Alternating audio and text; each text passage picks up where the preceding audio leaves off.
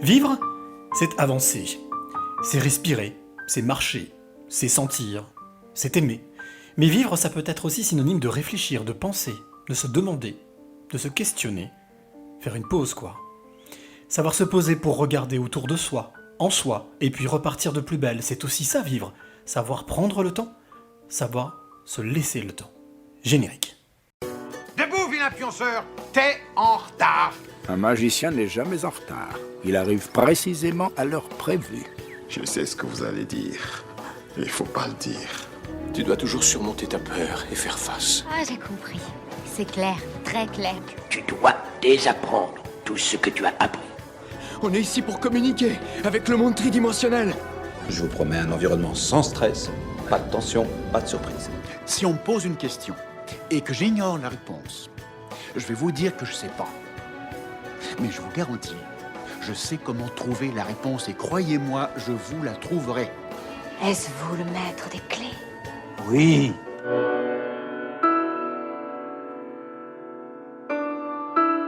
Les passeurs de clés, épisode numéro 9 de cette deuxième saison. Bah écoutez, je suis très très heureux de vous retrouver ce soir, même si effectivement c'est un épisode un peu particulier, je dois l'avouer, mais c'est pas désagréable. Ce soir, je ne suis ni dans un hôtel, ni dans un bar, ni dans un restaurant, ni dans un appartement, ou si, plutôt, je suis dans mon appartement, et je suis très heureux de vous y accueillir.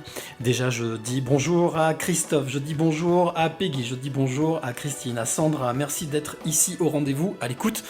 Ce soir, donc, je vous le disais, c'est une édition un peu particulière puisque ça fait déjà 8 semaines, et oui, déjà 8 semaines que les passeurs de clés se baladent un petit peu sur les routes de France, un peu partout, et vont donc à la rencontre de passeuses et de passeurs de clés. Alors je me suis dit qu'aujourd'hui, 1er novembre, eh bien, c'était peut-être l'occasion de partager avec vous un petit round-up, ce qu'on appelle un best-of, et de partager avec vous tout simplement des souvenirs de ces différentes rencontres que j'ai pu faire. Alors, comment ça va se passer ? C'est très simple. Je vais vous expliquer au fur et à mesure chaque rencontre que je suis allé faire, et puis ce sera l'occasion aussi de vous faire découvrir ou redécouvrir des extraits justement de ces rencontres avec ces passeuses et ces passeurs de clés. Alors, avant même de commencer avec ma première invitée, que j'avais reçue le 6 septembre dernier, quelque part à Lyon, à la Bastide, je voulais simplement vous remercier à toutes et à tous de votre fidélité. Vous êtes de plus en plus nombreux à écouter les passeurs de clés, à prendre le temps le dimanche soir de vous fixer pendant 1 heure et d'écouter ces passeuses, ces femmes et ces passeurs, ces hommes qui sont là pour vous donner, vous transmettre des clés de vie. Et puis, voilà, je voulais vous remercier à vous qui suivez régulièrement, toutes les semaines. Alors, bien entendu, pas forcément chaque dimanche, mais en tous les cas, ça fait plaisir de pouvoir vous lire, de pouvoir vous voir. Alors, ce soir, bien entendu, on va pouvoir échanger un petit peu plus. D'habitude, je suis obligé de gérer la technique, l'interview, mon invité, faire plein de choses. Là, ce soir, c'est un petit peu plus tranquille. Donc, si jamais vous avez des réactions, des questions, des commentaires, eh bien faites-les avec grand plaisir, comme déjà mon Christophe l'ont fait, Sandra aussi, comme Peggy, voilà, qui ont dit un petit coucou, comme aussi Christine. Donc n'hésitez pas à me poser vos questions. Alors on va commencer tout de suite avec donc ma première invitée que j'avais rencontrée le 6 septembre dernier, c'était à la Bastide, lieu magique qui se trouve à Lyon, qui se trouve à Collonges, pas très très loin, à 200 mètres de chez Maître Paul Bocuse. Et là donc j'avais passé ce premier épisode. Alors, je vous avoue que ce premier épisode, il était un peu tendu pour moi parce que c'était la première justement, en direct. J'avais déjà fait une première saison avec, on va dire, 14 épisodes qui s'étaient très très bien passés, mais qui n'étaient pas du tout dans les mêmes conditions.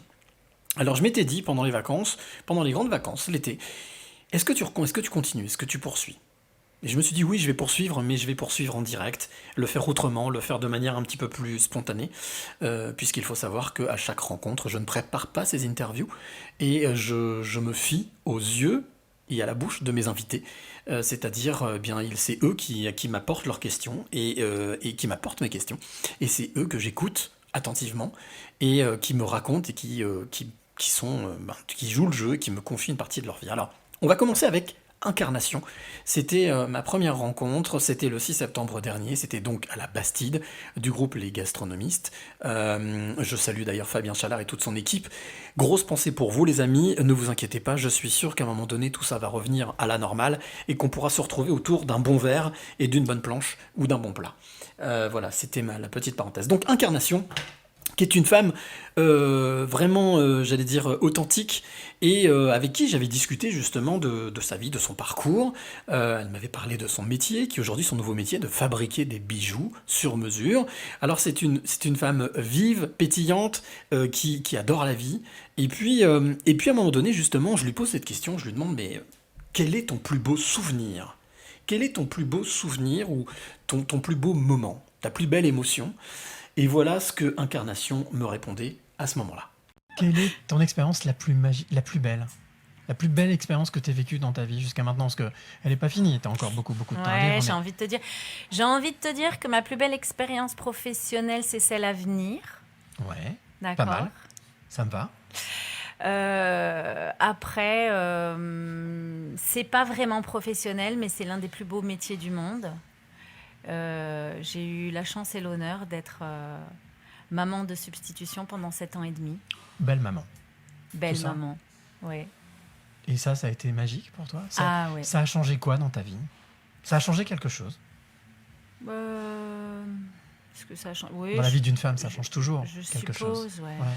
Ça t'a apporté de la douceur, ça t'a apporté, avec le recul,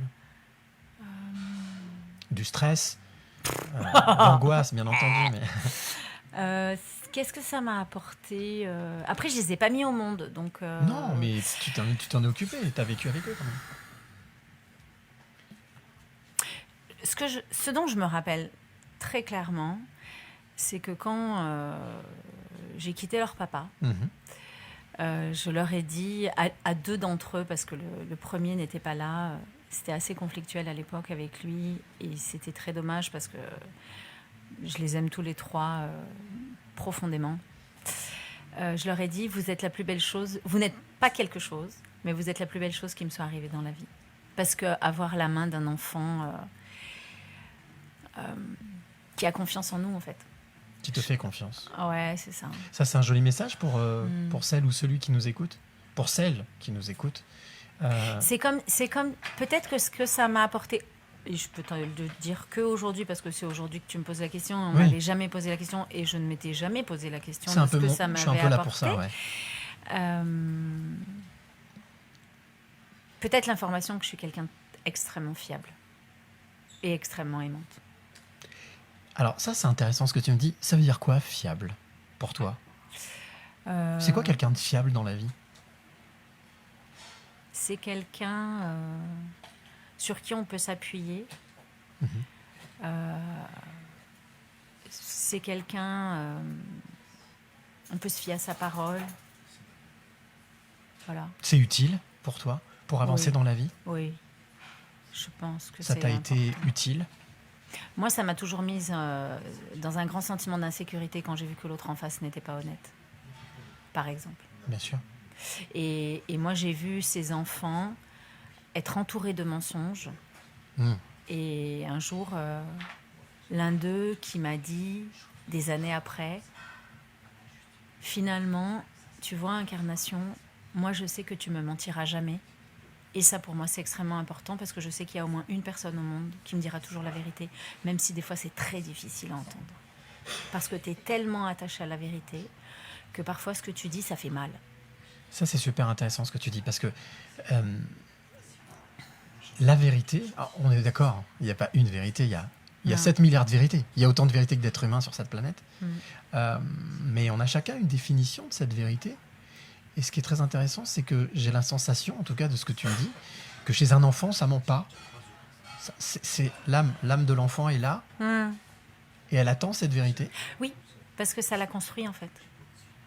Ça l'a construit pour être lui, je pense. Vraiment, pour être dans sa vérité, pour être juste avec lui-même, pour. Et donc juste avec les autres. Ouais, bien sûr. Vous écoutez Les Passeurs de Clés, le podcast audio des éveillés. Et voilà, c'était cette rencontre avec Incarnation il y a quasiment 2 mois. Alors bien entendu, comme je vous l'ai dit, ce soir c'est un petit peu particulier. On va continuer à faire quelques rencontres. Bien 7 au total, il nous en reste 7. Avec toutes ces personnes, ces femmes et ces hommes que j'ai rencontrés donc dans des lieux différents, dans des villes différentes. Et donc déjà merci Incarnation d'avoir joué le jeu dès la première. Je vous rappelle que bien entendu ce podcast est en direct ce soir, comme tous les dimanches soirs, mais il est aussi, vous pouvez aussi l'écouter, le réécouter sur toutes les grandes plateformes qu'on peut connaître, qui sont Spotify, Deezer, iTunes et bien entendu chaîne YouTube, Les Passeurs de Clés. Alors on va passer tout de suite au deuxième invité que j'avais reçu, c'était bien une semaine après, le 13 septembre, 6 et 7, 13. Il s'appelle Karim. Alors Karim, comment vous expliquer Karim? Je l'ai rencontré dans un lieu magique. Un lieu qui s'appelle Léon de Lyon, qui fait aussi partie justement des gastronomistes. Et donc Karim, je l'ai rencontré pour qu'il me parle un petit peu justement de sa vie. Karim est quelqu'un de très engagé. Alors le lieu où on s'est retrouvé, justement, Léon de Lyon, est un lieu mythique à Lyon. C'est une brasserie mythique. Et c'était l'occasion pour moi de pouvoir découvrir ce lieu que je ne connaissais pas du tout. Et puis aussi l'occasion de rencontrer, de connaître un petit peu mieux Karim, que j'avais rencontré quelques semaines auparavant. Mais surtout de discuter avec lui sur sa vie, sur son engagement. Alors, bien entendu, on a passé un moment agréable comme ça se passe toujours avec les passeurs de clés. Et puis à un moment donné, dans la discussion, justement, je lui demande ce qu'il appelle, lui, comment est-ce qu'il qualifierait cet engagement citoyen dont il parle. Il est engagé politiquement, il est engagé humainement, et donc on discute justement de cet engagement citoyen. Il s'appelle Karim, et je vous laisse écouter justement ce qu'il m'expliquait à ce moment-là. C'était le 13 septembre dernier. À 23 ans, je suis élu à Villeurbanne, et je suis élu à Villeurbanne de 23 ans à mes 30 ans. Donc c'est une expérience concrète au service des citoyens. Tu étais élu en tant que adjoint ? Non, j'étais conseiller délégué, donc c'est le rang un petit peu en dessous. J'étais délégué auprès de l'adjoint à la culture. Je m'occupais des pratiques musicales de l'École nationale de musique de Villeurbanne, 7e établissement d'enseignement de musique en France. Je m'occupais de la MJC, de quelques questions d'insertion et des fonds sur lesquels on subventionnait les projets collégiens lycéens. Donc ça faisait beaucoup de boulot. À côté, je représentais la ville dans des écoles, donc beaucoup de liens avec des parents d'élèves. Et des fois, le matin, je me faisais engueuler parce qu'il y avait un frigo qui traînait dans une rue ou parce qu'il y a une rue qui était mal nettoyée. Et mon challenge, c'était dans la journée d'essayer d'apporter une réponse aux gens, parce qu'à partir du moment où ils demandaient quelque chose, mon devoir, je suis élu au service de la collectivité, c'est d'apporter une réponse, pas forcément toujours favorable, mais de prendre en considération la demande et de faire quelque chose et de bien montrer à la personne qui m'a sollicité que quelque chose est fait, que ça avance, que la parole est prise en compte, la demande est comprise. Ça, c'est vraiment on va dire le point d'orgue que vraiment ce que tu trouves normal, c'est-à-dire ce que tu dis, élu. Donc tu es là pour représenter la collectivité, pour être à l'écoute de la collectivité. Donc de faire, être à l'écoute et faire. De la collectivité et donc de fait de chacun. Et ce qui est important dans notre société qui devient très individualiste, où il y a des gens qui sont plus ou moins, les gens emploient un anglicisme bankable, avec la phrase atroce du président Macron. Dans une gare, on croise les gens qui sont et ceux qui ne sont rien. Pour moi, c'est impensable de dire que quelqu'un n'est rien. Prendre en considération chacun, c'est le minimum. Considérer chacun comme son égal. On peut être d'accord, pas d'accord. La demande peut paraître farfelue. Il peut y avoir des attentes complètement antagonistes à ce qu'on pense. Mais simplement, il faut quand même avoir ce dialogue. Et dans une posture d'élu, en plus, montrer la considération suffisante. Est-ce que tu penses que on est proche de quelque chose qu'on parle souvent on parle souvent justement de la déontologie médicale ou de la déontologie juridique, c'est-à-dire toutes ces règles qui gèrent ces métiers. Alors, on ne va pas refaire de polémique, on ne va pas revenir sur tout ce qui se passe, mais en tous les cas, il y a des règles à respecter et des choses d'être, comme tu disais tout à l'heure, être à l'écoute du citoyen. Ça me fait penser aux médecins qui, normalement, de par le serment d'Hippocrate, doit soigner même l'ennemi, même en temps de guerre, n'a pas à regarder la couleur ni la différence de la personne. Est-ce que c'est quelque chose qui est vraiment important pour toi et qui, pour toi, représente vraiment on va dire l'essentiel ? on est dans une démocratie représentative. Donc à partir du moment où on prend des responsabilités, qu'il soit dans un mouvement ou dans une collectivité, dans un mandat électif, on doit avoir, oui, ce souci de chacun et un devoir d'exemplarité. Donc exemplarité dans le comportement, et à travers cette démarche dans le comportement, une des premières choses, c'est la prise en considération du point de vue de chacun. Vous écoutez Les Passeurs de Clés, le podcast audio des éveillés. Alors voilà, c'était cette rencontre avec Karim, qui est donc un homme engagé, encore aujourd'hui. Je te salue Karim, si tu nous écoutes. Merci d'avoir participé donc à ce 2e épisode. C'était le 13 septembre dernier, chez Léon de Lyon. Si jamais vous êtes de passage à Lyon, ou si vous êtes lyonnais, n'hésitez pas à aller faire un tour chez Léon de Lyon, quand bien entendu ils rouvriront leurs portes. Et une fois de plus, je salue, j'en profite, tous les restaurateurs et toutes les boutiques qui aujourd'hui sont obligées de rester fermées. Ne vous inquiétez pas, je suis sûr que des jours meilleurs sont à venir très rapidement. Voilà, je vous l'ai dit, aujourd'hui c'est un podcast un peu particulier, un direct un peu particulier, parce que je suis en direct de mon salon, tout simplement. Alors, d'habitude, au début de ce podcast, je demande toujours à mon invité de décrire le lieu dans lequel nous sommes. Qu'est-ce que vous voulez que je vous dise ? Peut-être qu'il fait nuit, je suis face à une grande baie vitrée. J'ai derrière moi 2 chats qui sont en train de dormir tranquillement sur le canapé. Et puis je suis sur ma table haute de mon salon, qui donne aussi vue à gauche sur ma cuisine ouverte. Et voilà, donc animer une émission, un podcast en direct dans son appartement, c'est toujours plutôt sympa. En tous les cas, je suis très très très heureux d'être avec vous encore ce soir en direct. Alors je vois qu'il y a quelques messages qui tombent. James Iron, Léon de Lyon, sacrée adresse. Peggy, la responsabilité de chacun, oui Peggy, on est d'accord. On peut en parler, oui Sandra, on peut en parler. Je pense que c'est très très intéressant d'en parler. Mickaël, tiens, je te fais un salut Mickaël qui nous écoute du Liban. Une grosse pensée pour nos amis libanais. Très bon, j'ai écouté un de tes podcasts, très bonne qualité, ça peut être diffusé en radio, je te remercie Mickaël, en tous les cas pour ton retour. Et puis Karim, Karim, coucou Cyril, salut Karim, j'espère que tu vas bien. Surtout ne lâche rien et continue comme tu fais toutes tes maraudes, tous tes engagements. Je suis certain que de toute manière, ça payera et on a besoin de personnes engagées comme toi. Voilà. Alors, on continue notre petit voyage dans le temps, d'un 13 plus 7, 20, le 20 septembre, j'étais toujours sur Lyon, j'étais cette fois dans une autre enseigne du groupe Les Gastronomistes, cette enseigne s'appelle Pléthore et Balthazar, et puis c'était un numéro un peu spécial, puisque c'était la première fois que j'accueillais aussi, pour la parenthèse musicale, un artiste en live. Et donc Mamzelle Titou était présente avec son fils, il nous avait interprété un morceau en direct vraiment très très très sympa. Et ce soir-là, je recevais Ayette. Alors Ayette, c'est un petit bout de femme. Elle est vraiment menue.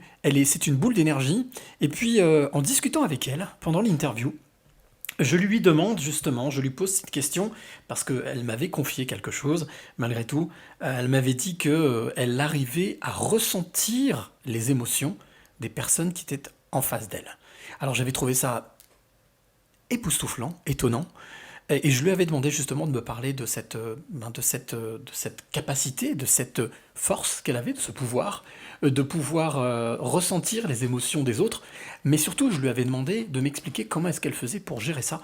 Et vous allez voir que justement, elle a sa manière à elle pour gérer ça. Elle s'appelle Ayette. C'était le 20 septembre dernier à Lyon, au Pléthore et Balthazar. On écoute son témoignage. Alors j'ai cherché longtemps à l'expliquer pour justement essayer de le maîtriser, de le contrôler. Non, au départ, je voulais le contrôler parce que ressentir, c'est... Alors, quand en face, les émotions sont belles et magnifiques, waouh, c'est géant, c'est géant. Quand l'émotion est plus noire, plus sombre, c'est vraiment très, très, très lourd, très, très lourd à porter, parce qu'en plus, ça ne nous appartient pas. Et donc ça nous tombe dessus. Donc voilà.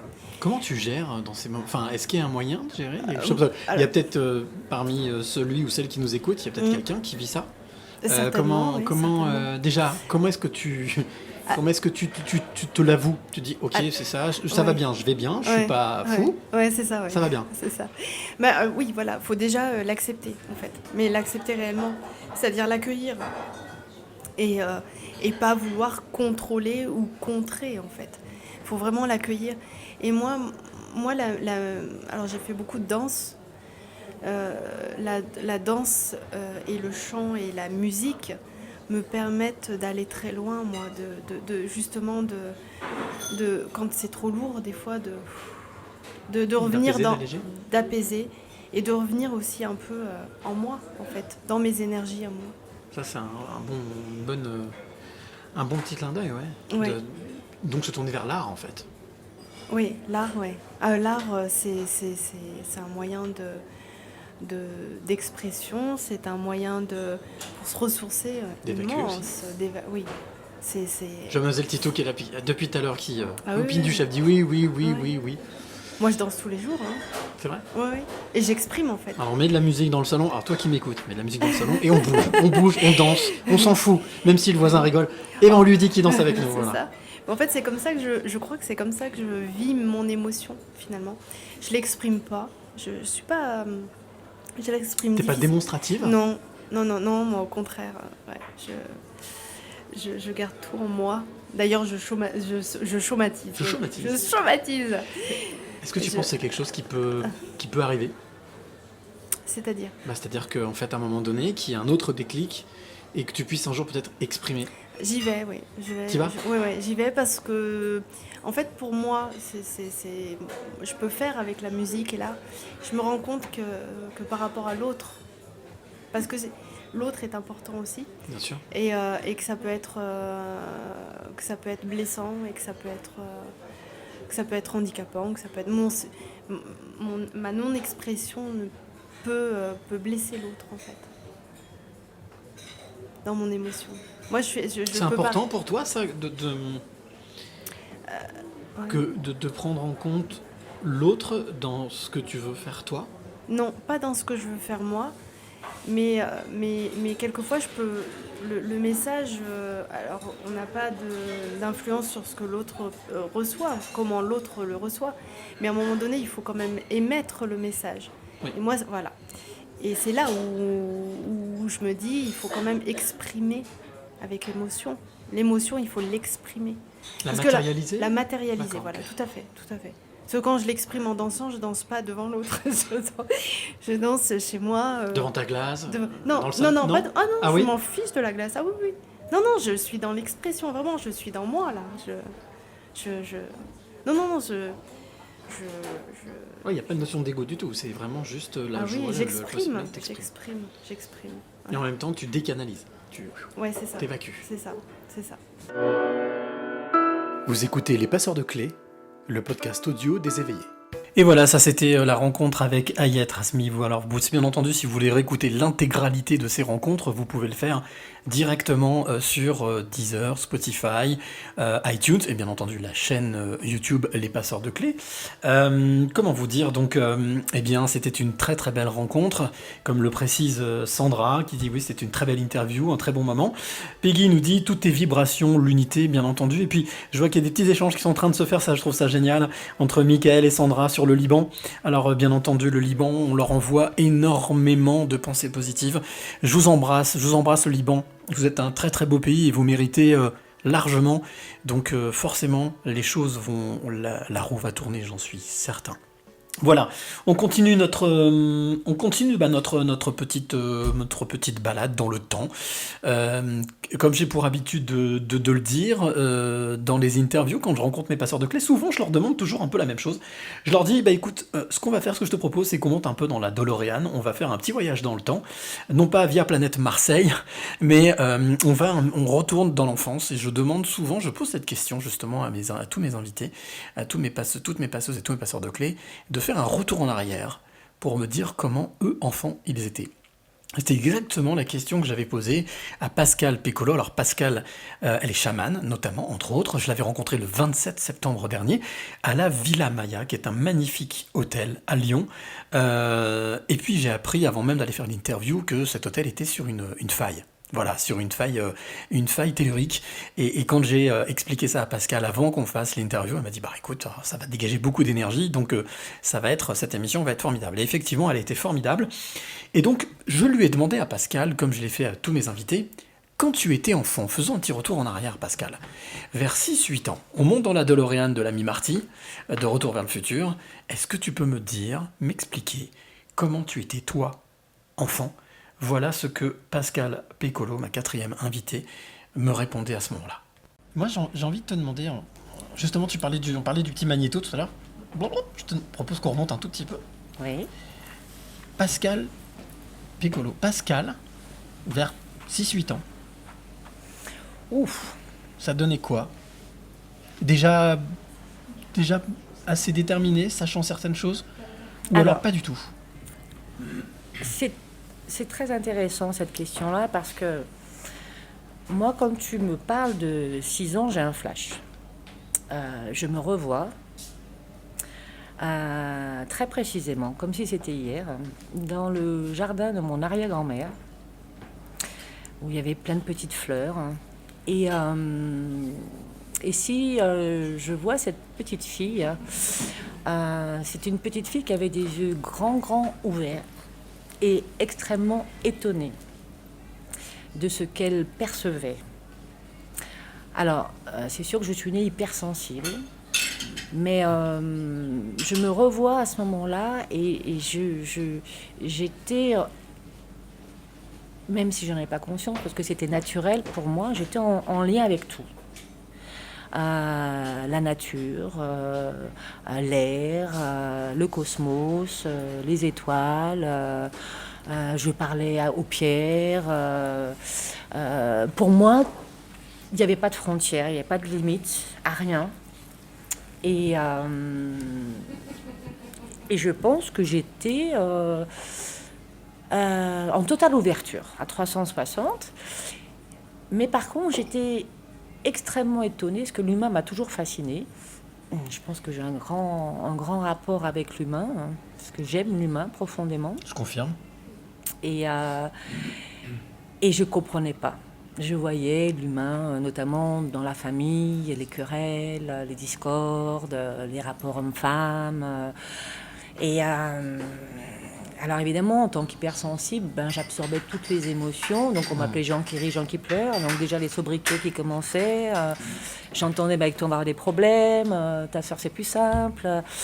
Ce qui fait qu'à un moment donné, j'ai eu un mécanisme de fermeture. Où j'ai dit, si jamais je continue comme ça, si je ne change pas, je vais perdre l'amour de mes parents et de tous. Donc, j'ai décidé de cacher ce que j'étais. Tu es en train de me dire donc que pour être sûr d'être aimé par tes parents et ne pas les décevoir, tu as préféré plutôt faire, on va dire, abstraction de ce que tu étais, de ce que tu ressentais. Mais j'aurais bien été incapable de savoir ce que j'avais fait à l'époque. J'avais pas du tout conscience de ça. Mais tu n'avais pas des personnes dans ta famille qui avaient justement peut-être un petit peu cette sensibilité, cette hypersensibilité, qui pouvaient te mettre sur le chemin ou pas du tout? Moi,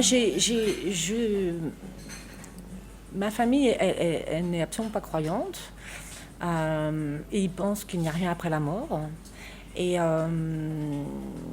Et donc, je n'ai pas reçu cette éducation-là. Et puis, vous savez, à l'époque, à l'époque, les hypersensibles, on ne savait pas quoi faire. Donc, on leur donnait des calmants. Et donc, je ne leur reproche rien. Ils ne savaient pas faire. Maintenant, on sait faire. Et encore pas toujours. On n'est plus conscient de ça. Donc, je pense que c'est un mécanisme de petite fille, tout simplement. Ils n'ont rien fait pour ça, mes parents. Mais c'est vrai que...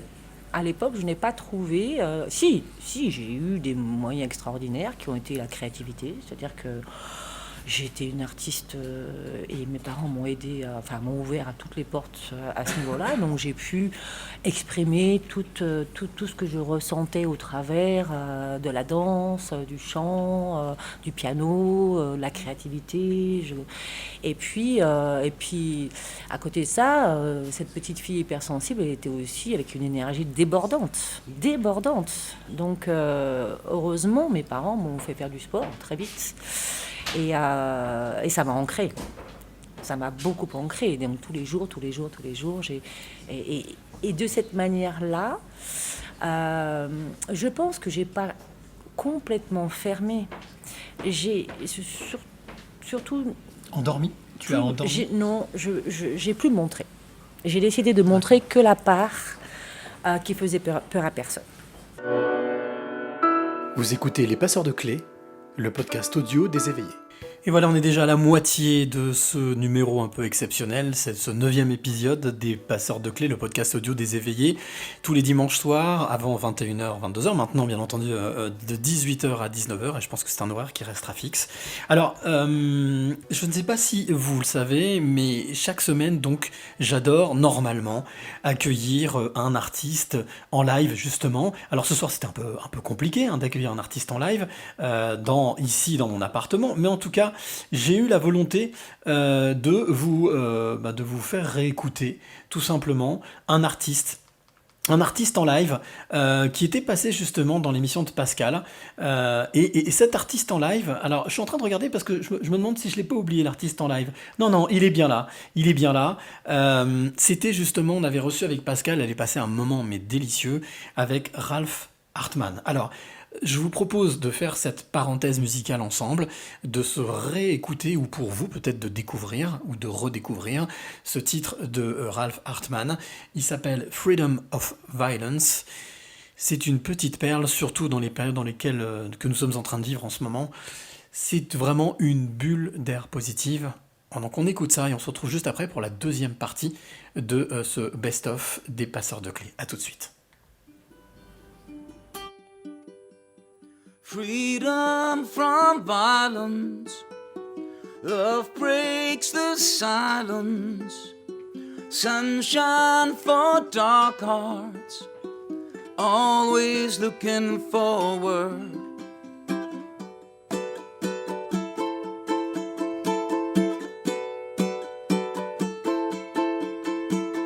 Sometimes it feels so strange,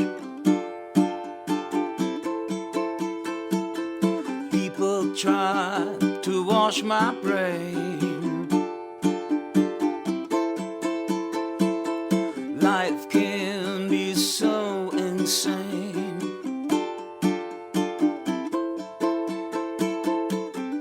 I'd like to break the chains.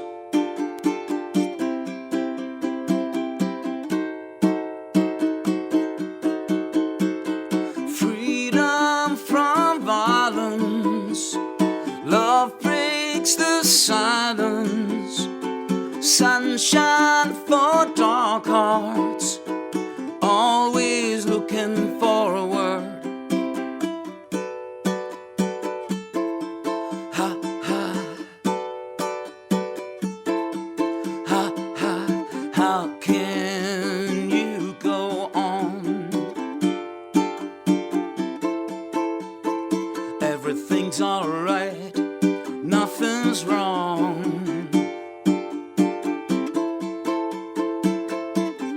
You think that you're so strong, telling us fairy tales the whole day long.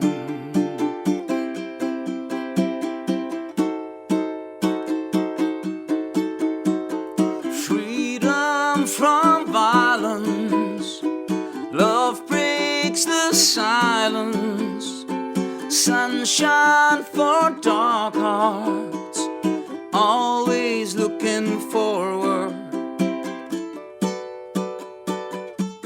Every day I pray that we will wake up one day. Freedom from violence, love breaks the silence, sunshine for dark hearts, always looking forward. Freedom from violence, love breaks the silence, sunshine for dark hearts, always looking forward, always looking forward, always looking forward.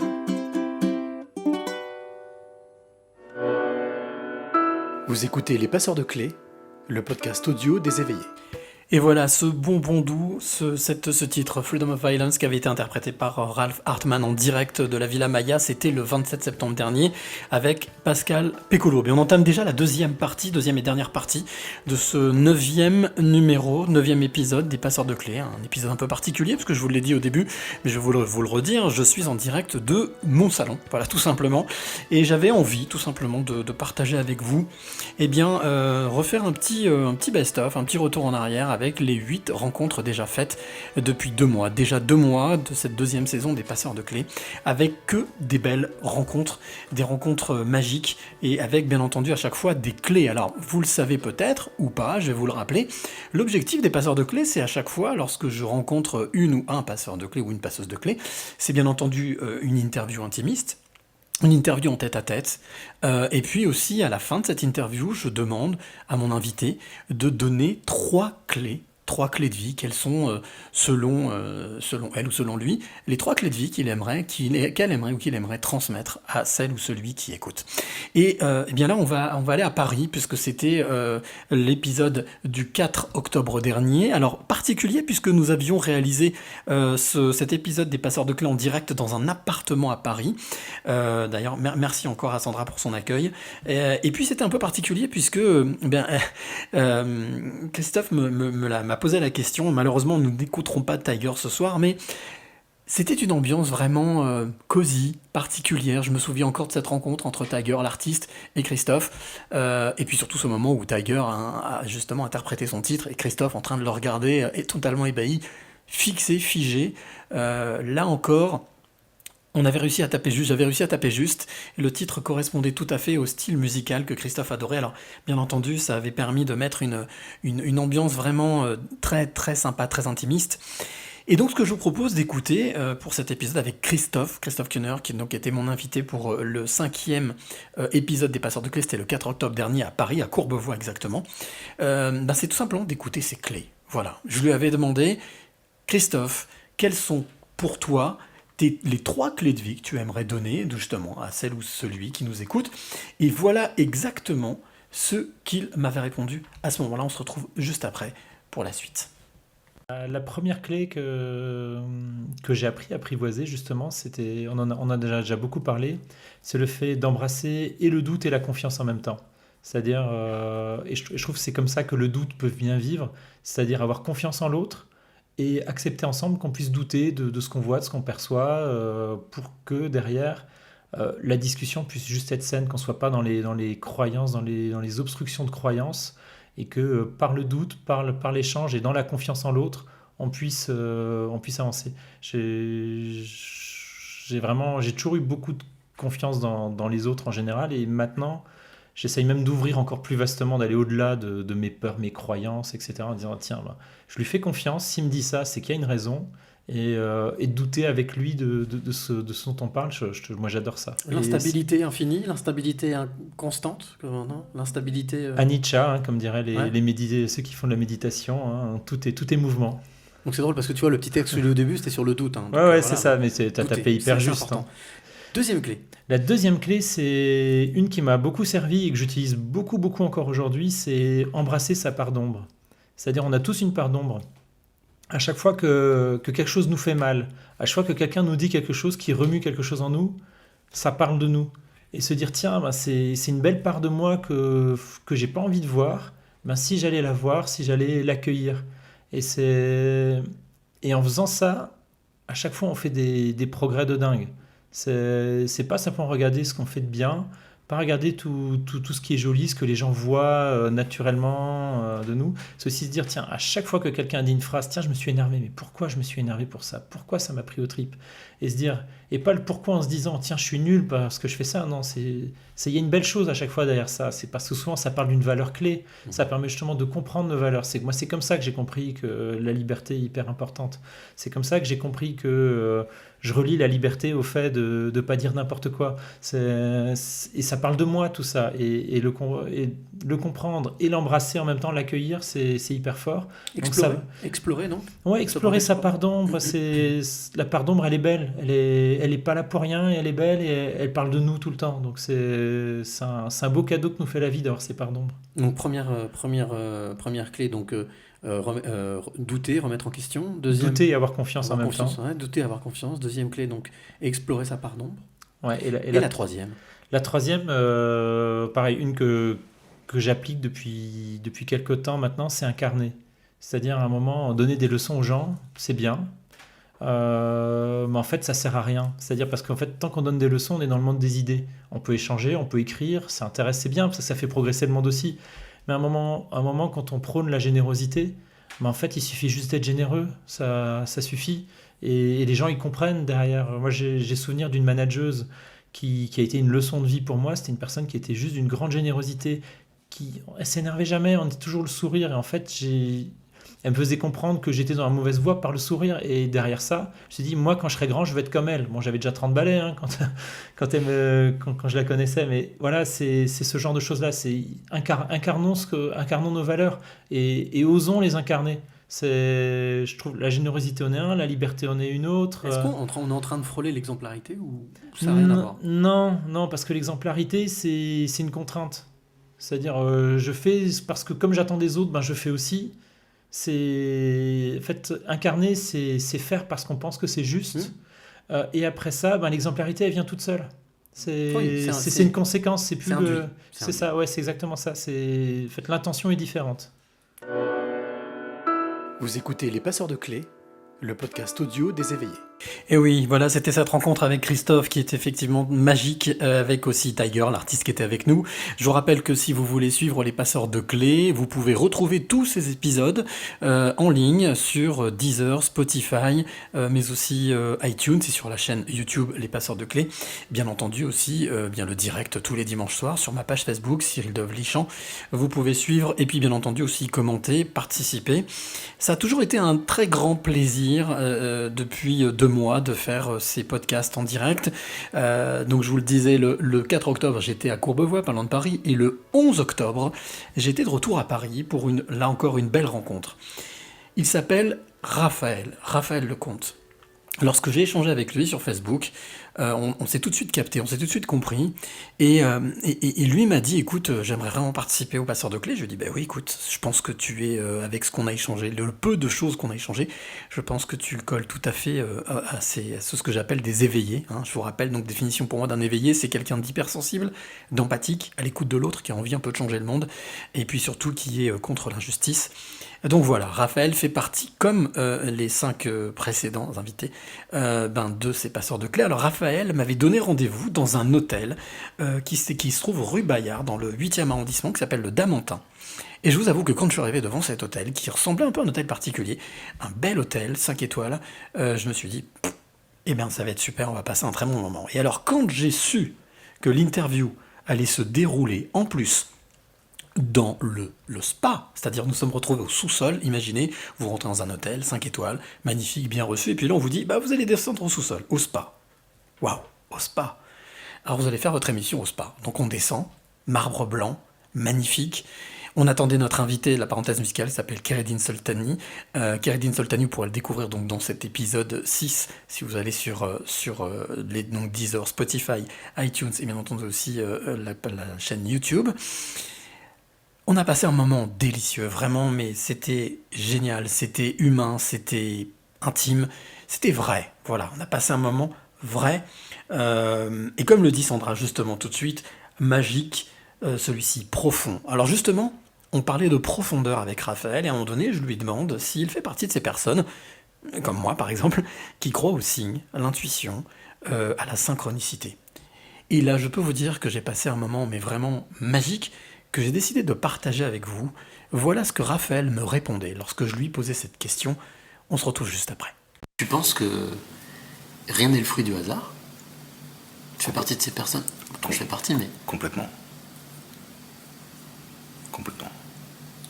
Donc être à l'écoute des signes, être à l'écoute aussi de ces pit stops, s'arrête, on réfléchit. C'est ça. Ce sont des moments bénis peut-être qui nous sont offerts pour poser, et puis de se dire, attends, là, je prends un peu de recul, et je repars.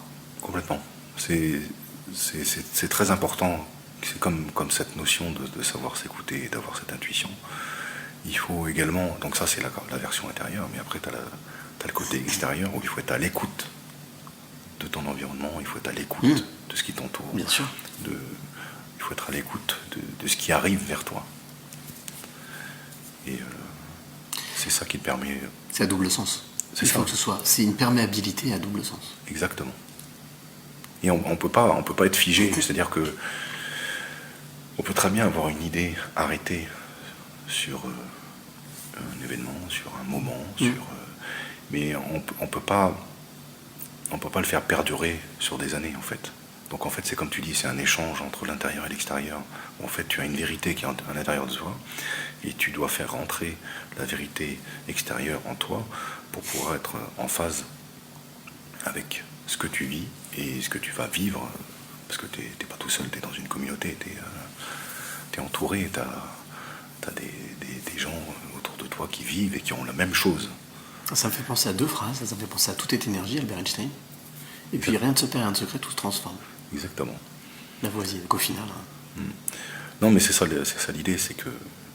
Et en plus de ça, en étant comme ça, et en ayant cette bienveillance qui se développe en toi, parce que ça t'apporte vraiment de la sérénité et de la bienveillance, c'est vraiment quelque chose que je revendique. Je suis absolument pas un calculateur machiavélique. Je suis incapable d'imaginer, je suis incapable d'échafauder un plan pour faire tomber quelqu'un pour quelque chose. Échafauder, non, mais malgré tout, dans le dernier métier que tu as fait avant de faire celui d'acteur, là, il faut être à l'écoute de tout. Garde du corps. C'est un métier de fou, dans lequel il faut prendre soin de soi, mais d'abord prendre soin d'une personne qu'on est là pour protéger. C'est ça, c'est... dont sa vie dépend de toi. C'est la vraie abnégation. C'est un don de soi pour servir à une cause qu'on a choisie. Et moi j'ai une question à te poser. Comment est-ce qu'on fait pour ne pas se perdre? Pour ne pas s'oublier? Parce que si toute ton attention doit être tournée sur le bienfait de l'autre, comment est-ce que tu as fait dans ce moment-là pour garder cette ligne? C'est-à-dire de t'écouter, que ce soit perméable. En fait, c'est lié à la maturité et à l'expérience que l'on a vécue. C'est sûr que si j'avais vécu cette chose-là beaucoup plus jeune, j'aurais pas eu ce recul, cette fondation en moi pour justement ne pas me perdre. Mais en même temps, il n'est pas interdit de se perdre. D'accord. Bon, je ne dis pas ça par rapport au métier, je dis par rapport à son parcours de vie. Il n'est pas interdit de se perdre, mais il ne faut pas non plus que ça devienne un schéma impossible, où en fait on est enfermé dans une spirale et on n'arrive pas à en sortir. Mais des fois c'est bien de se perdre et se dire tiens, j'ai paumé ma boussole, je ne sais plus où est-ce que je fais, ce que je veux, machin. Et du coup, le fait de retrouver, d'aller chercher cette boussole, parce que tu as la conscience d'avoir perdu ce que tu es, ça te permet justement de travailler sur toi-même et de reprendre une écoute, ton écoute. Se perdre pour se retrouver. C'est ça. Vous écoutez Les Passeurs de Clés, le podcast audio des éveillés. Se perdre pour se retrouver, voilà, c'était un moment extrêmement profond. Merci à toi Raphaël d'avoir participé à ce podcast et puis surtout d'avoir joué le jeu, de trouver ce lieu magnifique où on a passé un moment mais délicieux. Je vous rappelle que si vous voulez écouter tous ces podcasts, vous avez la possibilité de les retrouver donc sur Deezer, Spotify, iTunes, mais aussi la chaîne YouTube Les Passeurs de Clés. Pour moi, à chaque fois, chaque semaine, c'est un vrai plaisir. Alors, petite précision, à chaque fois que je finis cette interview avec un passeur ou une passeuse ou un passeur de clés, je lui offre sa clé. Voilà, sa clé, puisqu'il devient officiellement une passeuse ou un passeur de clés. Et à chaque fois, c'est un moment délicieux, un moment humain, tout simplement, comme se veut être justement ce rendez-vous, Les Passeurs de Clés, le podcast audio des éveillés. Alors, on arrive bientôt à la fin, il nous reste 2 rencontres. Celle avec Laura. Alors là, j'avais quitté Lyon, j'avais quitté Paris, j'étais parti à Marseille, et je dois vous dire que j'ai passé un moment incroyable. Incroyable parce que déjà en arrivant à Marseille, Laura m'avait dit, bon, tu feras pas attention, tu verras, on habite dans un lieu un peu différent, un peu original. Alors effectivement, quand j'ai poussé la porte de chez elle, j'ai ouvert la porte, c'est un vieux hangar, je suis rentré, et là, incroyable. J'ai découvert un lieu magique, digne de film, avec une longue piscine intérieure, avec des palmiers, avec voilà. Et donc on a réalisé cette interview ensemble en direct de Marseille. On a eu des petits problèmes techniques, mais ça peut arriver quand on est en direct, hein, c'est ça. Quand on prend des risques, on assume et j'assume totalement. En tous les cas, on a passé une interview extraordinaire. Alors ce qu'il faut savoir, c'est que Laura est journaliste de métier, tout comme moi, et donc c'était l'occasion pour moi justement de lui demander, elle, son regard par rapport à ce métier aujourd'hui, comment est-ce qu'il est pratiqué, comment est-ce qu'elle le vit, comment est-ce qu'elle le sent, comment est-ce qu'elle le respire. Et eh bien Laura, il faut dire qu'elle n'a pas eu la langue de bois, elle m'a expliqué, elle, son regard sur ce métier qu'elle pratique encore aujourd'hui. Voilà ce qu'elle me répondait à ce moment-là sur son regard sur le métier de journaliste. Comment est-ce que ça s'est présenté dans ta vie? Comment est-ce que tu as, j'allais dire, concilié ça? Parce que tu l'as travaillé, tu as fait plein de petits boulots, certainement. Oui. Et comment ça se passe? Tu reviens en France? Je reviens en France, je fais une école en 2 ans à Nice. Donc très vite, je passe un concours que je réussis. Tu reviens dans le sud quand même. Hein. Oui, on reste sous le soleil quand même, faut pas exagérer. Je revenais de Sydney, donc il fallait pas non plus que ça soit trop choquant. trop brutal. Voilà. Ouais. Et puis à Nice, 2 années merveilleuses dans une très bonne école. Et puis j'ai eu la chance, là aussi, la bonne étoile est toujours là, de participer à un concours qui m'a donné, que j'ai remporté et qui m'a donné la possibilité de rentrer à la chaîne M6, qui m'a permis d'avoir mon premier stage et donc de faire mes premières armes à la télévision, ce que je voulais vraiment faire, puisque l'image et le son pour moi sont très importants. C'est intéressant ça. Pourquoi c'est important pour toi l'image et le son? Parce que je trouve que c'est complètement complémentaire. Il y a une vraie, un vrai partage pour moi, quelque chose de complet. Alors je dis pas que la radio et là ce qu'on est en train de faire, c'est à demi-teinte, mais pour moi, l'image et le son, c'est toujours quelque chose que j'ai rêvé de faire. Enfin, attention, pas petite, puisque je t'ai dit que c'était pas le cas. Mais quand j'ai compris que je voulais être journaliste, je me suis dit, j'ai pas envie d'être que sur du son, parce que pour moi, on peut aller plus loin. Et alors évidemment, c'est beaucoup plus fort de faire passer une émotion par la voix, comme on fait là. Mais pour moi, l'image avait son importance, et donc c'était évident que je voulais me tourner vers la télévision. Ah, justement, je fais une petite parenthèse entre confrères. Oui. Quelle est ton idée aujourd'hui justement de cette image dont tu parles? Parce qu'on sait très bien, nous, quand on fait notre métier, que l'image et le son doivent se compléter, ne doivent pas être redondantes. Aujourd'hui, quel retour, quelle image tu as sur ce métier, justement, sur l'image telle qu'on la vit aujourd'hui, telle qu'on la consomme aujourd'hui? Alors, malheureusement, elle est consommée un peu trop. Un peu trop. Disons que le problème pour moi du journalisme un petit peu instantané aujourd'hui, c'est qu'il y a beaucoup moins d'analyse, beaucoup moins de temps d'attente. Aujourd'hui, on est effectivement dans un journalisme immédiat, où effectivement les chaînes d'infos se jettent sur les informations. On est à la recherche d'images, un peu à l'américaine, à l'anglo-saxonne. Moi, je l'ai beaucoup vu en Australie quand je regardais la télévision. C'était toujours un peu la sensation. Ce qu'on appelle l'infotainment. Exactement. Moi, je suis pas très fan de ce type de télévision, mais je le respecte parce qu'il existe et il plaît à beaucoup et il est en son sens parfois nécessaire. Mais moi, ce qui m'intéresse dans l'image et le son qu'on puisse produire aujourd'hui, c'est vraiment l'humain. De prendre le temps. De prendre le temps et de faire un focus sur l'humain, tout simplement. C'est-à-dire pour moi, voir des journalistes à la télévision, ça ne m'intéresse pas. Moi, ce que je veux voir, c'est l'histoire des gens, des vrais gens qui vivent des drames, comme on a vu dans le Sud-Est récemment. Tous les jours, pour moi, on a une vraie responsabilité de journaliste audiovisuel, et ça passe par là, de montrer l'âme des gens, et pas forcément mettre en avant des journalistes, toujours faire des duplex, etc. C'est important, mais pour moi, c'est pas la clé de la télévision. T'es plutôt dans l'âme du journaliste dans l'ombre. C'est-à-dire exactement plus le travail que fait le journaliste que plutôt ce qu'il est. Complètement. Vous écoutez Les Passeurs de Clés, le podcast audio des éveillés. Voilà, c'était cette rencontre avec Laura à Marseille dans un lieu, je vous le dis, totalement étonnant. Et avec cette discussion, je vous rappelle que Laura a produit un documentaire qui va être diffusé demain en direct sur France 3 PACA. Donc ce sera à 22h30, je crois. En tout cas, si vous voulez suivre ce documentaire, découvrir son travail, vous pouvez le faire, même si vous n'habitez pas PACA, avec vos box, vous pouvez tout simplement sélectionner la chaîne France 3 PACA. Voilà, c'est déjà l'heure de notre dernière rencontre. Ça s'est déroulé la semaine dernière. C'était le 25 octobre. C'était au bistrot de Tête d'Oie. Alors nous étions installés avec mon invité, Peck, Stéphane, dans un endroit, un spot magnifique. On avait vu sur Lyon, sur justement l'Ogdonome, la capitale des Gaules. Et alors Peck, comment vous dire, c'est un artiste, un graffeur, c'est quelqu'un qui aime braver les interdits. Alors, bien entendu, depuis sa plus jeune enfance, il a toujours dessiné, il a toujours griffonné, il a toujours graffé, il a toujours aimé s'exprimer à travers le dessin.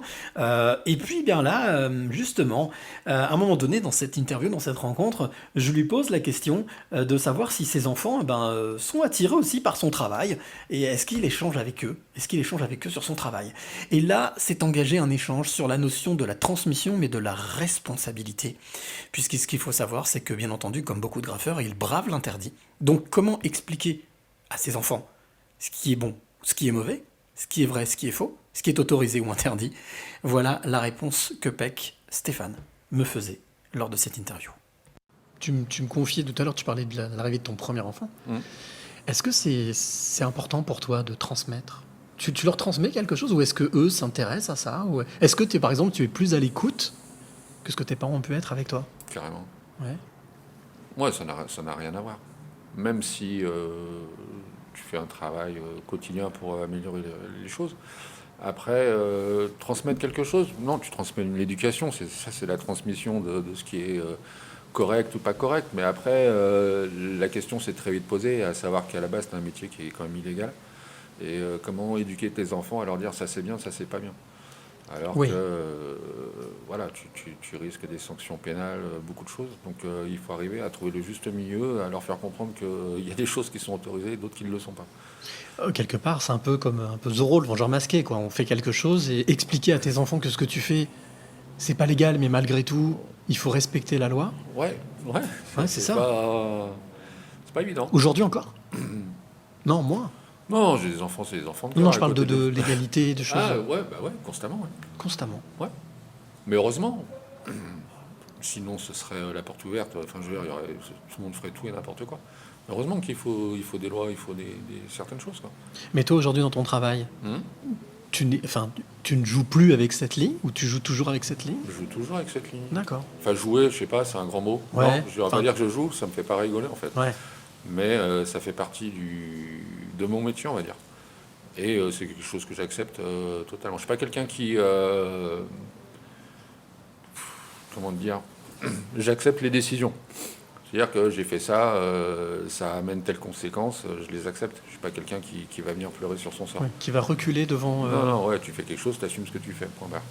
Mais malgré tout, ça fait pour toi partie de ta démarche?